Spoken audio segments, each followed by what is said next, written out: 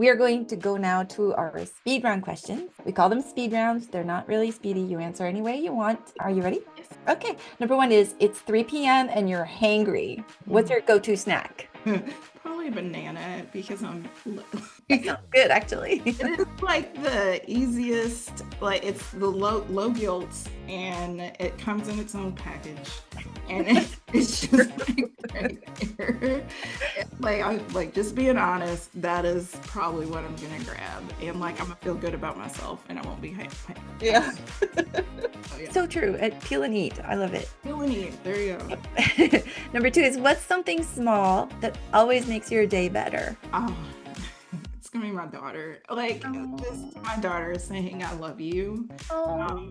Or just I could be having the worst day, and she walks into the room and she has this knack for pointing out something that I'm not paying attention to.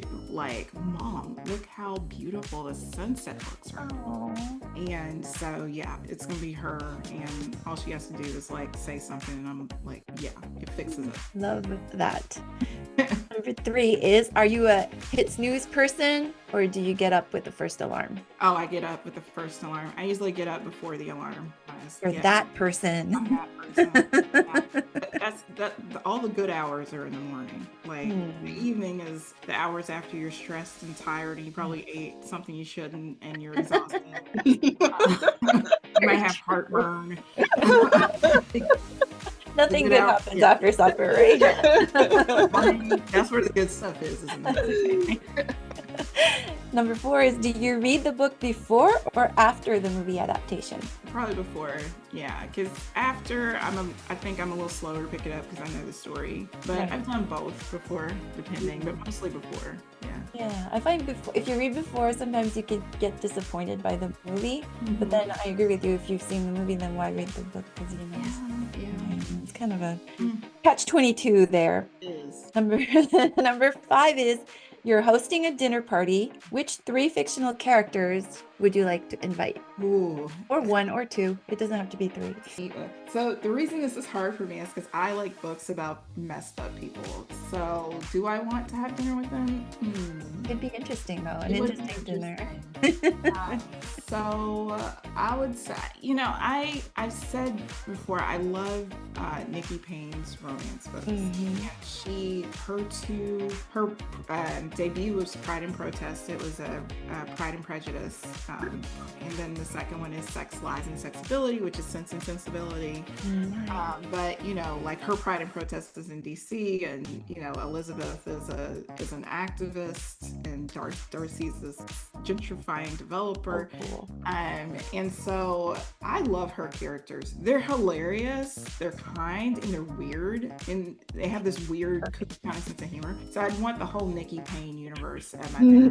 Oh, that would be so cool.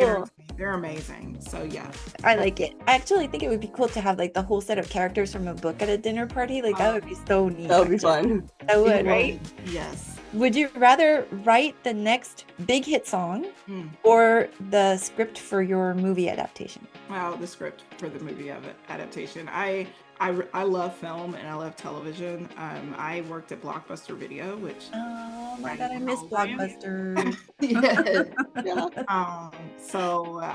But I love storytelling, like in all formats. So, but I can't play any instruments. I love music too. Music is a huge part of my writing process.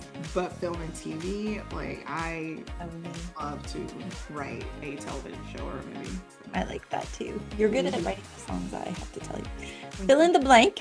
When in doubt, I always ask my twin for advice. That's a great answer.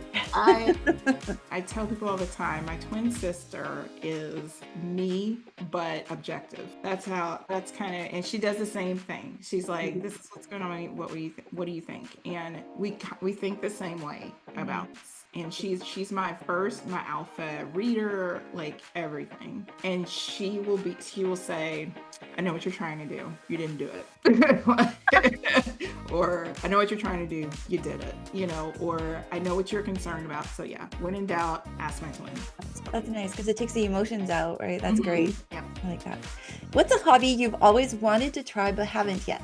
Crocheting, needlepoint, any sort of sewing. When I was growing up, I was very adamant that I wasn't going to do anything that traditionally domestic. You know, I was going to be this like lawyer, and I was like, I'm not going to do any of that cooking and that sewing and stuff. That's for wives. I am now a wife.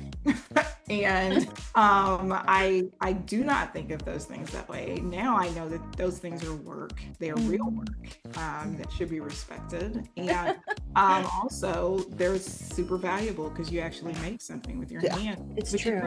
I do think we've lost to a certain extent. And I never learned how to sew. I never learned how to make anything. So, you know, when I lose a button, I have to get a new shirt.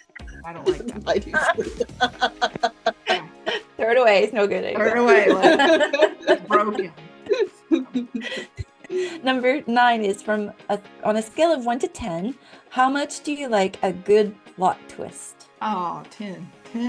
I love a good plot twist. And, you know, I think plot twists are underestimated in romance because I think we associate them with thrillers and mysteries and things like that. I love a good plot twist in a romance. I love and I call it a pivot when you pick up a romance and you think you're getting this thing and there's this certain dynamic and then at some point everything changes. And it could be like, oh, this was enemies to lovers, but now it's like co-conspirators, like something happens and the dynamic kind of shifts and you didn't see it coming. I love that, dude. Yeah.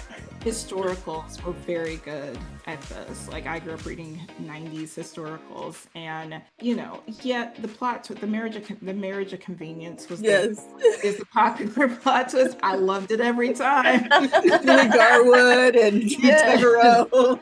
They're always getting caught and now you have to get married, and I absolutely loved it. But I do love a good plot twist in romance where you're like, you kind of are like, I don't know how they're gonna make this work, or I don't know how this is gonna play out. So yeah, I love good plot twists. And the last question, which is always so intellectual, is do you sing in the shower? Oh yeah.